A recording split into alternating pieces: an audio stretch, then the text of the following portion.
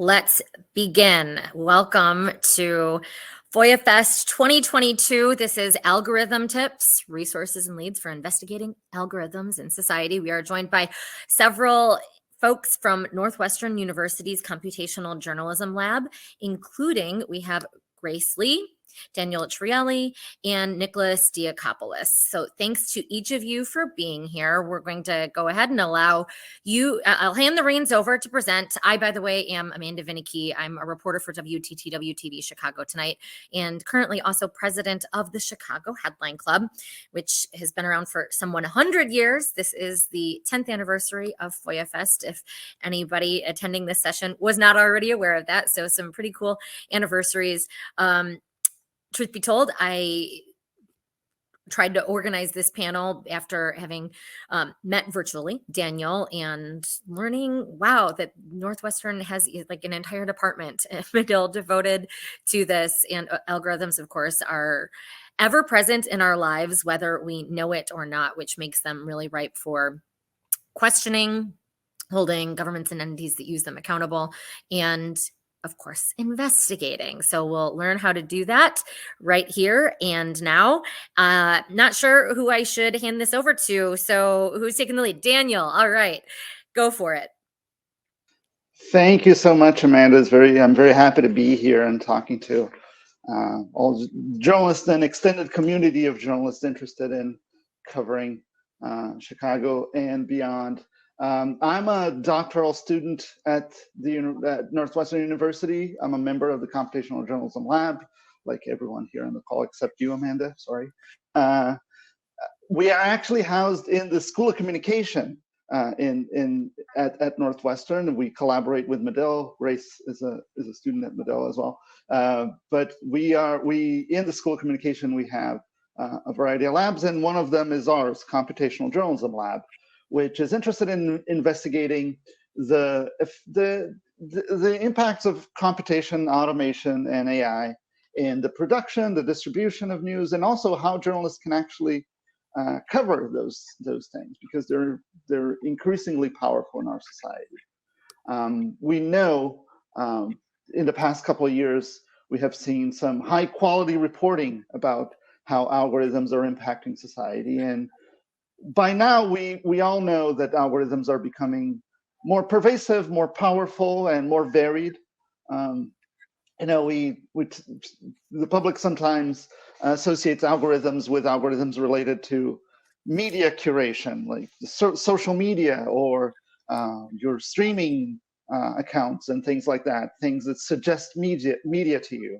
But the reality is that algorithms as a whole are becoming varied and increasingly powerful in all areas of society, and including governments. Governments are expanding their use of automated decision-making systems, whether it's to see who gets audited in their taxes, or to see what kind of which farms get inspected, or to map out areas of the country to see what kind of environmental hazards that might need some government intervention, things like that. So we see algorithms as increasingly important in our society as decision-making tools. And our approach is that because it's such an important thing to our society, they need to be covered as well. The journalists should cover them. And we have seen some very good coverage throughout the years, and our motivation is always to augment journalists' capacity in covering those things. We see that algorithms are beginning to take the shape of a particular beat. There's the algorithmic beat. There are some excellent reporters and even organizations that focus on this type of story. But because the algorithms are becoming so pervasive and varied, we can also envision a scenario in which algorithms are no longer just a specific beat, but they're actually permeating a variety of beats. So if you cover education, you have to be aware that algorithms are being used in classrooms, to detect to monitor students somehow. If you cover health, you have to be aware, especially in COVID times, that algorithms are being used to government to decide things, including, what to close and when, for instance, right? So we see algorithm coverage being pervasive to everyone, and we want to enable that as well. Now, there are a lot of ways in which algorithms can be investigated, and we write about in a couple of papers that we have, and we'll be happy to talk more about this in the Q&A and even in, on one-on-ones. Because one constant challenge is access to information about algorithms. Is how do you get access to either the internal code or calculation that algorithm is doing? How do you investigate algorithms if you don't have access to those things? If you only have access to input and output data, for instance, or even if you don't have even access to that, how do you go around the edges and try to find information about that? And we can talk about this for a while now, for quite some time, but for this, we wanted to talk about the first step in this process, which is finding algorithms. Where to begin? Where do you begin even knowing what algorithms are out there, right? And this is what actually motivated the thing that we want to talk about today, which is algorithm tips. And if you want to visit the website right now, it's algorithmtips.org. This is a semi-automated news discovery tool that we have developed and are still in the process of constant development. We have by now hundreds of leads about algorithmic decision-making systems in US governments. And that means it covers federal, state, and local governments in the United States. These tips they're generated in a semi-automatic process that I'm going to talk about in a bit, but they're also updated weekly. And as we're going to see, the website has some features that allow you to also track our website when new leads pop in, or even find the leads that you're interested in. Now, I want to walk through a little bit of the process of that automation, of that semi-automated process. And Grace is going to talk about this a little bit more in depth in one of the steps.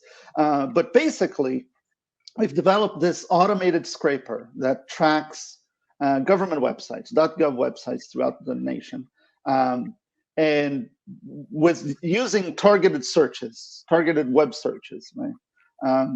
And we for that we use specific keywords that we found to be very productive in finding the types of documents that we want. So basically, it's a tracker of government documents that tries to find documents that we are interested in, and in that case, algorithms and automated decision-making systems. Then the data that is collected goes through an automated classifier that we also trained that analyzes the content of those links and analyzes those documents and calculate the probability of that document talking about something that we want to talk about, which is government algorithms. And that creates a list of the most likely documents, links to documents that might have an algorithm that we're interested in tracking. Then a sample of those links, we take a sample because it's dozens and dozens of links every week that we find through that process. A sample of those links actually go to trained workers, and this is where Grace is going to talk to us a little bit a bit more about this process. And the trained workers actually analyze that curated list of dozens of links and confirms, yes, there is an algorithm here, or there isn't, or what kind of algorithm there is, what is that algorithm about? What does that algorithm do? Is it a complex automated decision-making process? Is it like machine learning kind of thing, or is it an Excel table or a flow chart? Because we consider this an automated decision-making process as well for the sake of our work. And then that goes to, we send that out to crowd workers using Mechanical Turk, because we were also interested in crowdsourcing whether or not that document that we found, that tool that we found, whether or not that is interesting, somewhat newsworthy, somewhat interesting to be discovered, right? And we asked crowd workers to rate those documents based on the information that our trained workers completed. Do you think this is controversial? Do you think this has a potential for negative impact? What do you think about this? And they rate each of these algorithms, and that feeds it back into the database. And with all that data that we collected throughout this process, we generate the database from this aggregation of the description, metadata, and ratings of crowd workers of the specific implications, right? So this leads us to the actual database in the website, and I want to show a little bit of it. When you visit the website, what you see is this. Now, the website has resources, and we blog about interesting things that we find. And there are links to other resources as well. Let me see if I can increase this. Okay. And you can see our methodology here, details and papers that we've written about it. But the main thing is the actual database of leads. Now, you're going to see here there are 784 results found, and this is what a lead looks like. And Grace is going to talk to us a little bit more about that as well. And what you can do here is you can search whatever topic you're interested in. So if you're interested in COVID and you search it, you see there are 115 automated decision-making processes about COVID, right? And you kind of can see all the data about that, and you can see how we found it, and you can filter it to when it was published on our website, whether or not you're interested in federal, state, regional, or local. You can unclick. Let's say I just want a local automated decision-making process. I unclick this and I search it. So there are 24 out of those more than 100 automated decision-making processes about COVID. There are 24 that are local, right? And you can do state and regional as well. So you can filter that way. You can search that way. You could also log in with Google to get alerts about things that you're interested in. You can set up alerts of topics you're interested.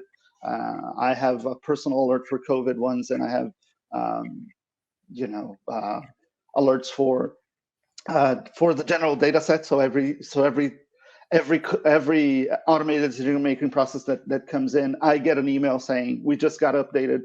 The database was updated, blah blah blah. These weekly alerts are sent on Tuesdays because we work throughout the week, and we send all the alerts via email. If you can set up the alerts that you want, and you receive that all via email.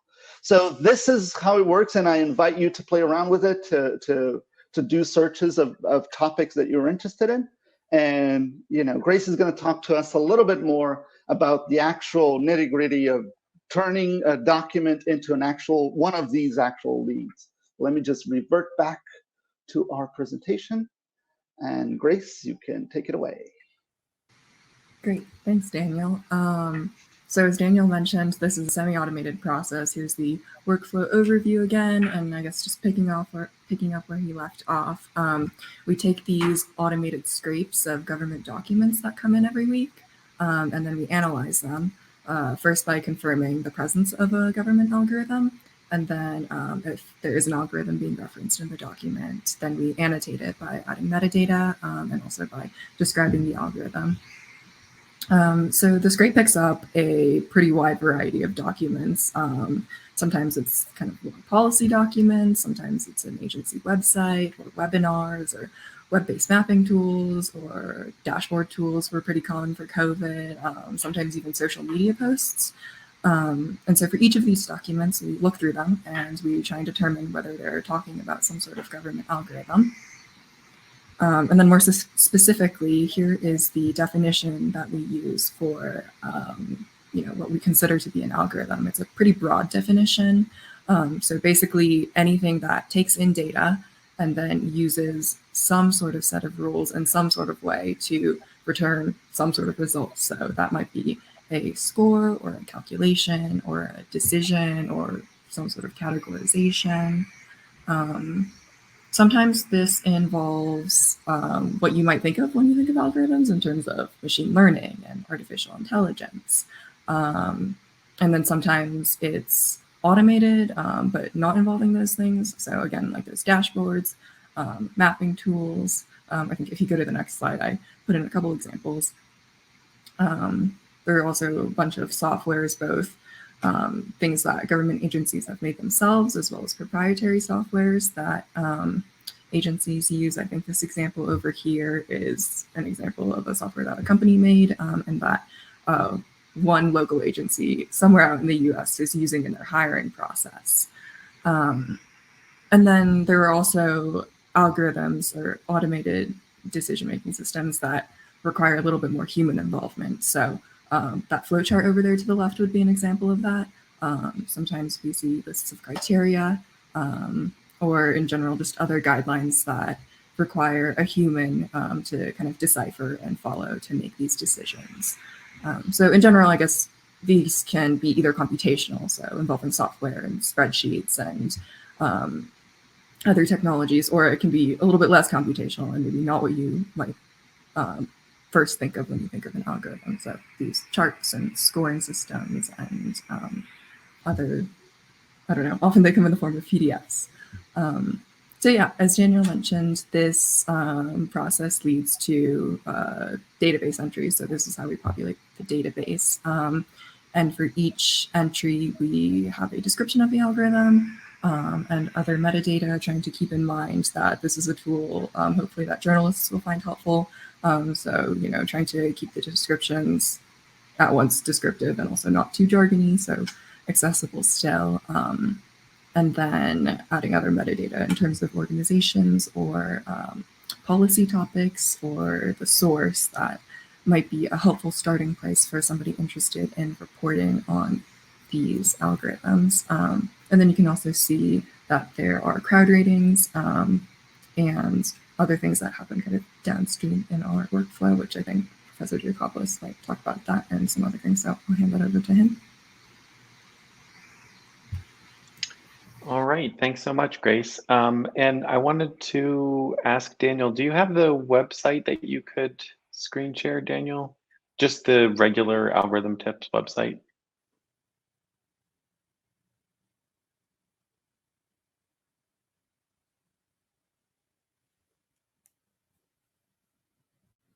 Perfect. All right. Yeah. So hi, everyone. I'm Nick Diakopoulos. I'm the director of the Computational Journalism Lab. You know, I just wanted to step back a little bit and maybe talk about some of the broader ideas here, and also what our plans are moving forward here, and maybe some ideas for how to get involved if you're so inclined. So I wanted to just show you the website a little bit, because basically what we're doing here is we're trying to create a resource that can help journalists just make it easier to cover algorithms in society, right? And so we try and do that in a few different ways. One way is we have a set of curated resources. I don't know if you can click on that tab, Daniel, just so we can kind of scroll through and look at that. So like on the resources tab, there's examples of journalistic investigations. If you scroll down, we have examples of academic research that's looked at this, books that get at this, method references, which I think, you know, if you want to get into kind of the technical nitty gritty of how to cover algorithms, you know, there's like good reference material that might help you, background references. Maybe particularly apt for this conference, if you keep going down, we have like how to FOIA an algorithm. Now, I don't know if this is like the absolute best way to FOIA an algorithm, but it's like a starting point for thinking about how to capture some of the documentation around algorithms in government. And you're certainly welcome to grab what we have there and build on it. And I would also be honored to learn from folks in this community about how we can improve these kinds of resources that we're offering. So that's one thing. And then the other thing I wanted to draw attention to, Daniel, maybe you can click over to the blog page at the top. So we also are maintaining a blog on this beat. And really the idea of the blog is, again, like we're all about trying to make it easier for journalists to cover algorithms in society. And we realize, you know, looking at a database may not be the most accessible way to do that. We think it's pretty scannable, pretty easy to make sense of the database, but we wanted to like go another step and make it like even easier to see like that there might be a story there. And so we've been blogging about some of the leads that we found in the database, Grace has done a lot of writing for the blog over the years. And there have been various other undergraduate students that we've worked in Medill and in communication studies who have blogged. We've also been exploring the possibility of a freelancing model on top of the blog. So, if you think about, we have a database of almost 800 leads at this point. There's lots of nuggets in there that freelancers might be able to pick up on and turn into more full-fledged pieces. Even if it's not a full-on investigation, maybe it's like, another step along the way towards making sense of what's going on with a particular algorithm in society. And so I think there's one example to the top where we were exploring using Upwork as a platform for finding freelancers. The advantage being that it really kind of reduces the friction in hiring people and working with them. There's a set of tools there that kind of facilitate that. But I'm also open to other kind of freelancers. If you're a freelancer or if you're looking to do a little bit of writing on the side, definitely be in touch. I can put my email in the chat in a minute, but I'm really, really happy to be in touch with folks who are interested in that kind of thing. Another thing I wanted to mention is just sort of like the ongoing development of the tool, right? So it's the Computational Journalism Lab because we both think about how to do journalism on computation and society, but we're also thinking about how to build tools, computational tools and technologies that can enable journalists. And so we're also thinking about how do we evolve the system? What new features can we add to this tool that would make it more useful? So we're thinking about integrating like FOIA capabilities. I know Muckrock has an API that can enable submitting public records requests, for instance. So one thing we've considered is like almost like a one-click thing on our site where once you see a lead, you can click and then it'll go out to Muckrock and like generate, let's say, a template of a public records request for that algorithm. Obviously, you would still need to probably edit that and tailor it and so on. But kind of again, like we're trying to reduce the friction there in terms of getting additional documentation about these things.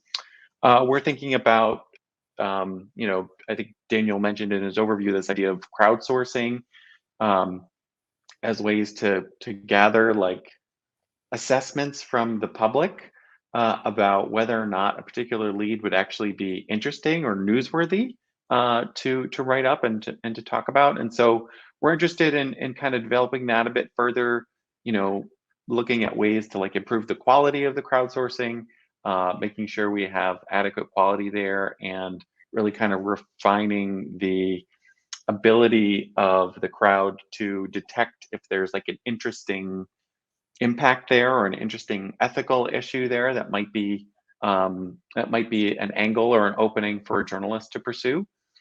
We're thinking about ways to maybe personalize the leads and algorithm tips. You could almost start thinking about it like a recommender system. We all use news recommender systems when we're consuming news, but I don't know that journalists necessarily think about like news, like recommender systems for news ideas or news leads or news angles. And so we're thinking about how we might build some technology on top of a database like algorithm tips to tailor it more. If I know you have a particular beat or you're working in a particular area, or as Daniel mentioned, let's say you're an education reporter, maybe we can start tailoring leads a little bit more in that direction for you based on the fact that we know, the last 5 articles you wrote are about particular angles on education. And then I guess the last thing I wanted to mention is sort of thinking about how to expand algorithm tips into other beats. So, Daniel did a great job giving an overview of like describing this process that we follow. And it's really, there's no magic, right? It's just some technology we put together, but it's kind of general-ish purpose technology. Like we go out and we scrape documents every week. We have a search engine scraper where we, identify keywords and we go grab those documents and we download them and parse them and annotate them.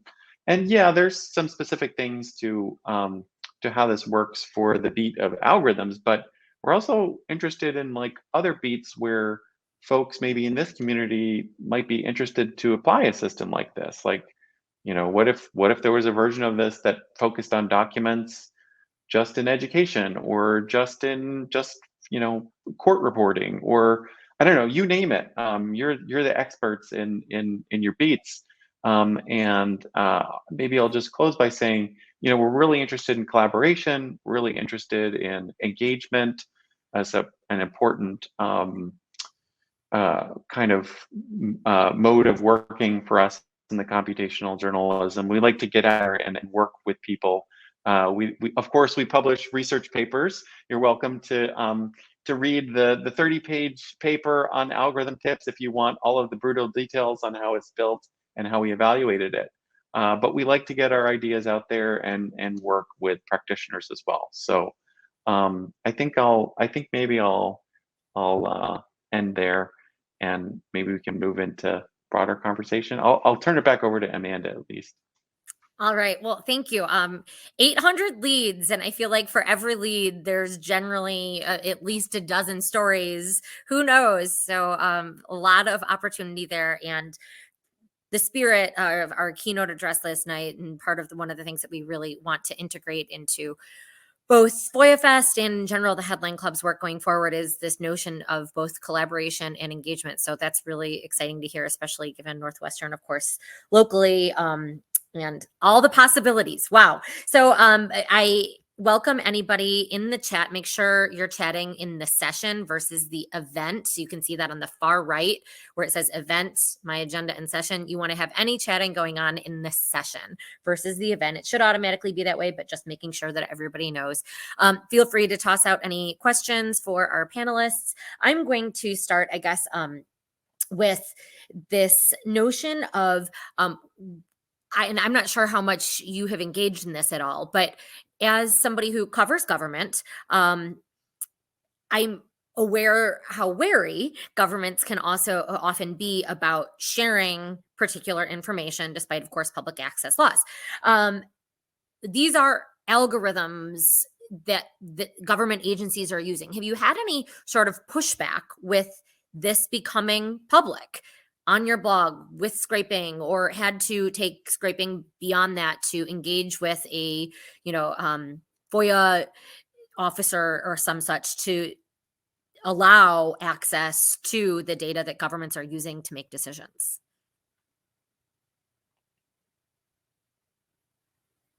No? I would say, go ahead, Daniel, and then I'll No. follow up. Go. I would say that the main challenge is the technical roadblocks to finding and filtering these documents, and including the awareness that what we do is monitor and collect data, but it's not all the data that's out there, right? We know that there are things that we don't find, that the scraper doesn't have the capacity to find, either because it's not, easily findable in a .gov website. There's a lot of things that are proprietary that belong to private companies. So we might see allusions to the fact that, government might be using something from, Palantir or something like that, but we don't have the documentation in our database to find that. So it's more about the challenges in actually finding those documents one way or the other.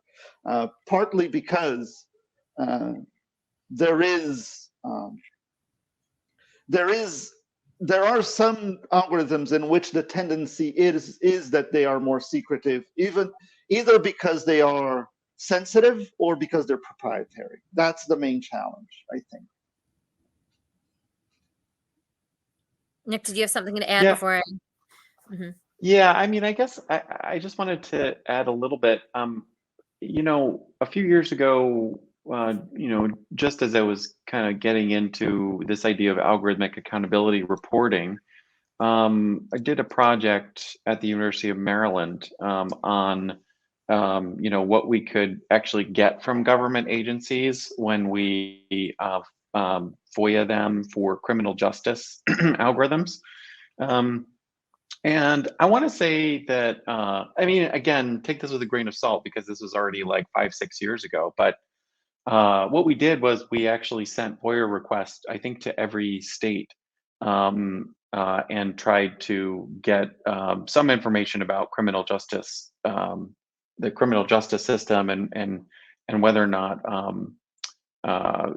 they were using some form of algorithm in that system.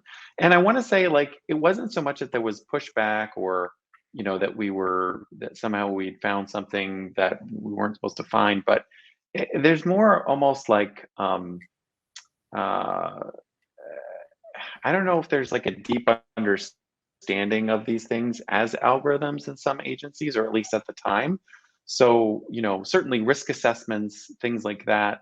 So there's actually also a vocabulary, an interesting vocabulary issue that comes up when you're trying to request access to these kinds of things. The language we use on algorithm tips is, these are algorithms in society. Some of them are automated, some of them are implemented in software, some of them have machine learning, others of them are paper forms, right? And so I think the lesson here is when you're approaching governments to ask about these things, really think about the framing and whether or not you want to go full in on, like, give me the code, give me the algorithm, I want to see the math, versus like, I read you have this scoring system and I'd like to know, how you, what goes into a score, right? So just using more general terminology to communicate those things. Yeah, that leads to, I think, just sort of a general question. If one was to FOIA, although you've done a lot of the work for us with scraping, but nonetheless, if you are interested in learning more or pursuing one of those stories, I could see FOIAs becoming quite instrumental. Any other keywords that we should know about, either more like the code, the back end stuff, or key factors? Perhaps, I guess I'm thinking that, of course, with all these algorithms, one of the main points is that there are consequences to them, right? For better, for making things easier, or for worse in terms of leaving people out and unintended biases built in. So we'll get to that in just a second, but I guess the practical question right off the bat is, what are some key terms that perhaps we should be aware of, know about, those vocabulary, the vocab that you mentioned? That is a great question, not only because it's important and insightful, but because we have a very handy answer on our website. If you visit our website, and I'm going to share it again. I stopped sharing the screen just so you can see our faces properly, but I can share it again. So if you visit our website and there is the methodology section that is linked right on top here. And if you read this here, we have a list of search terms that are related to algorithms and algorithm decision-making processes. These are the search terms that we use to track the government websites. Some of them are more useful than others, depending on the context, but you can click and see the full list. It's around 60 search terms, obviously algorithm and algorithmic, but it could be something like automated analysis or, automatic filtering, what else? Some that we might not, predictive analytics. Predictive analytics is a big one, particularly for more complex stuff, but even stuff like ranking matrix, right? Ranking calculation, those sorts of things are what Nick alluded to, the fact that, maybe they don't call it an algorithm. Oh, we have no algorithms here. We have a bunch of, rating matrices, but that kind of fits our definition of an automated, something that is automated and involves decision-making process. So we have a handy list of this. And we're always, we're always hoping to expand that as well. As people have experience with this in the field, we would gladly, expand on this and learn more about it. So this is a good starting point. You can envision a FOIA that has, a bunch of requests, that a bunch of we're looking for any algorithms, automated analysis tools, blah, blah, blah, blah, blah, like whatever fits what you want. So we have that handy in the website. That is very helpful and an opportunity for collaboration and engagement and conversation. Could we please approach that topic of, as I noted, sort of both the opportunities and the downsides to this government reliance on algorithms? Maybe we should pick that apart. What do you see as folks who study this, that nexus between journalism and computations? What are the advantages of governments increasingly relying on algorithms?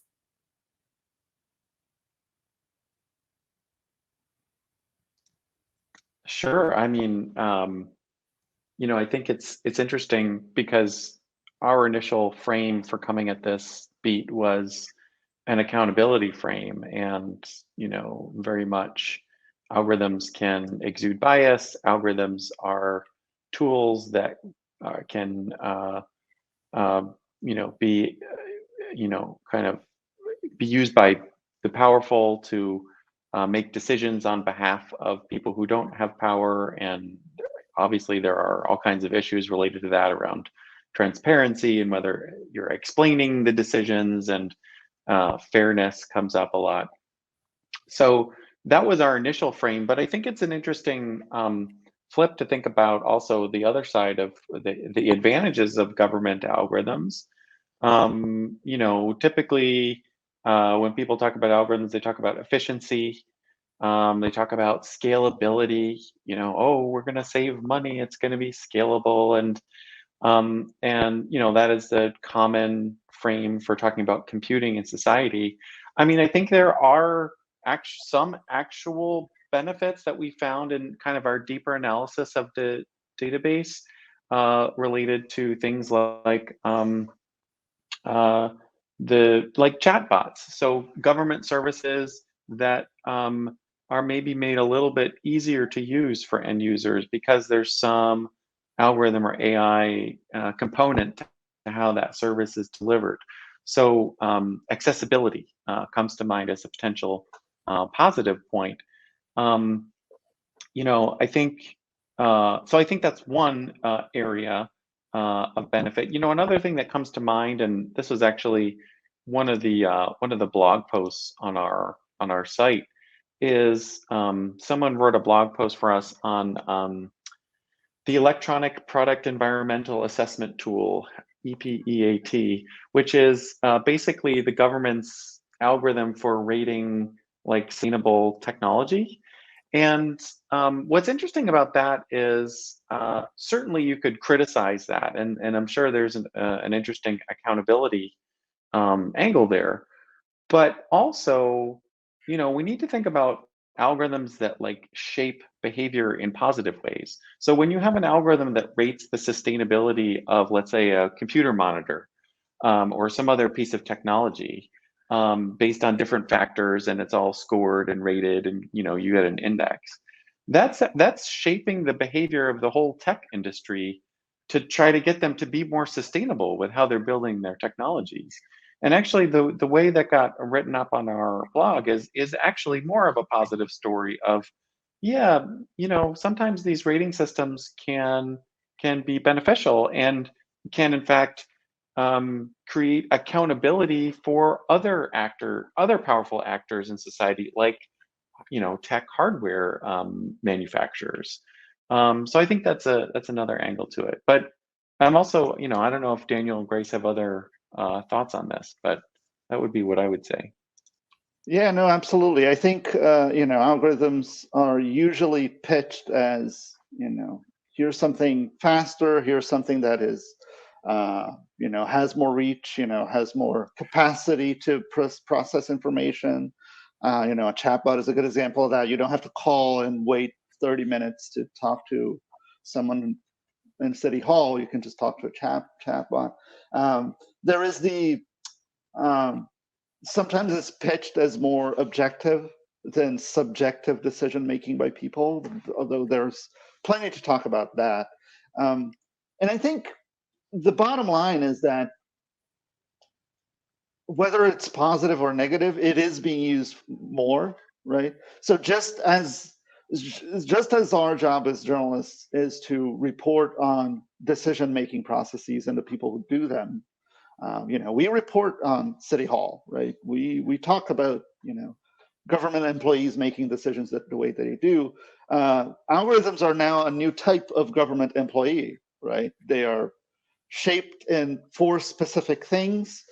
They make specific decisions based on specific values that are shaped in their design. Therefore, we should be aware of how they work and what do they do, and et cetera, and account for biases. Like, it would be a story if someone in the IRS, decided that everyone in the south side of Chicago was audited in their taxes, right? Maybe the algorithm is going to fail in that regard, and it's going to create some biases in that regard as well. So the way that I see it, one of the ways that I see it and explain it is, see it as another type of government employee that we have to be accountable, that we have to, that has to be accountable for society. It's trickier to cover them because we're not accustomed to it. We're accustomed to interviewing people and seeing documents and things like that. But so therefore we have to learn at least the ways in which we can cover them. Well, and so to that end, we did good news first, bad news second. When you do have some of these biases built into algorithms and AI, what should we be on the lookout for? And any tips on questions to ask, particularly, again, if perhaps some of these algorithms are written by private entities and then a government agency is just incorporating them, may not have the appropriate language. What should we as journalists be looking for in an algorithm that is going to lead to biases, wrongdoing, harming people, intentional or not? It's another great question, because we also have a very great answer handy, and it couldn't be better if we practiced this, Amanda. And we didn't, for the record. And we didn't. We actually wrote a paper about this, framed exactly the way that you asked, which is how journalists can systematically critique algorithms. And we try to write it in a way that is not too scholarly. And I just want to show you a little bit, because there's an actual table here about the components of the algorithm and what kind of questions you can ask each component.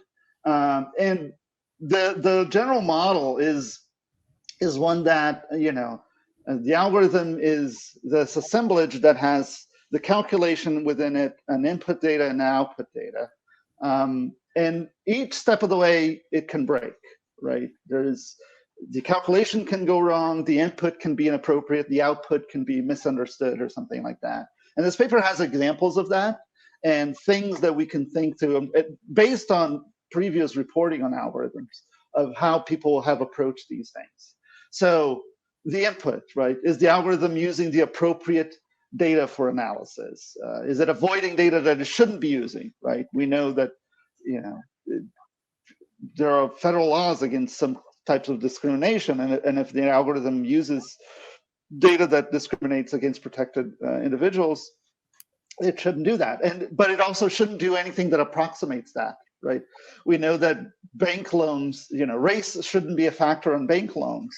But this is a country, like many countries, that is very geographically segregated. So zip codes shouldn't also be accounted for bank loans, because they're pretty correlated with racial distributions as well. The calculation, is the algorithm making the expected calculation with the data? Are there breaks in that? A lot of these calculations, they don't do like a right or wrong. They do false positive. They have these predictive analysis systems sometimes has false positives and false negatives, and sometimes the false positive is more dangerous than the false negative. Sometimes it's the other way around. So thinking critically about these impacts. On the output, is the data or the decisions that are generated by these systems, are they useful? Are they understandable by the people who operate them? Maybe the algorithm is spitting out something obvious, right? It's something that is already knowable, and the harm there is that governments are spending I don't know how many thousands or millions of dollars in systems to learn things that we already know. So maybe it's another way of looking at inappropriate use of algorithms. And then at the end of this, even if all those bits and pieces work very well, is the design, is the application of that algorithm valid, right? There's a lot of discussion nowadays on whether or not facial recognition systems are appropriate, because the harms sometimes can outweigh any benefits from those systems, right? So a more broad critical approach to this, which doesn't involve looking into code or compilation or data, is just whether or not this is correct or whether or not this fits the societal expectations of government, is taking a step back and looking at the overall design and application of this. So the investigations can go from very technical and data heavy to more ideas and philosophical approaches. And I think, algorithm accountability goes throughout all of that. All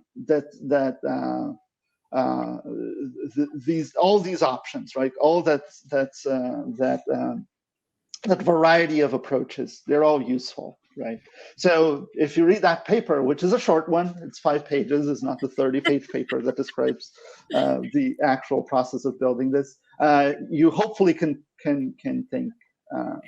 see some approaches for this type of work.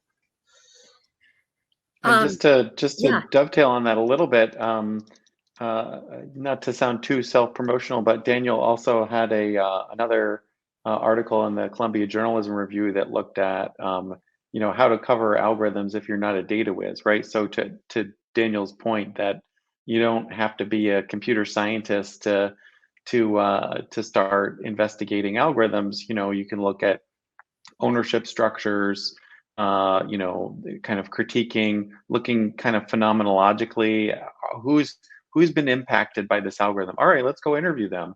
It doesn't have to be about the technical implementation of the thing. It can be about what the system has meant for them in their lives. I think, Amanda, you alluded to this idea of like a lot of times governments will buy technology from algorithm makers. So investigating like who owns it and how many jurisdictions have they sold it to, stuff like that, and how widespread is it? Those can be interesting stories too.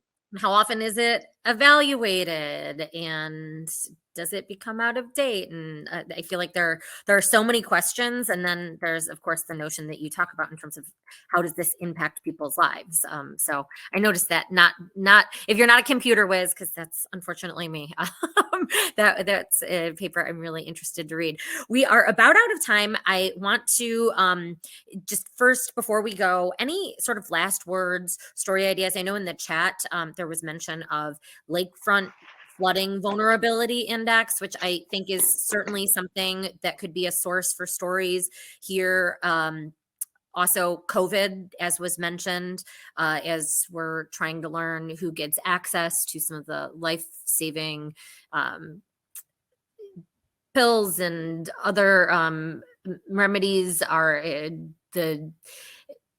what hospitals are receiving, medicine and such. I think that there's really a lot that I'm sure algorithms and other systemic analysis are part of. So any last words before we part? Well, I think Grace probably has her finger on the database more than anyone. I don't know. What do you think, Grace? Is there anything Grace, in there you want to flag for us?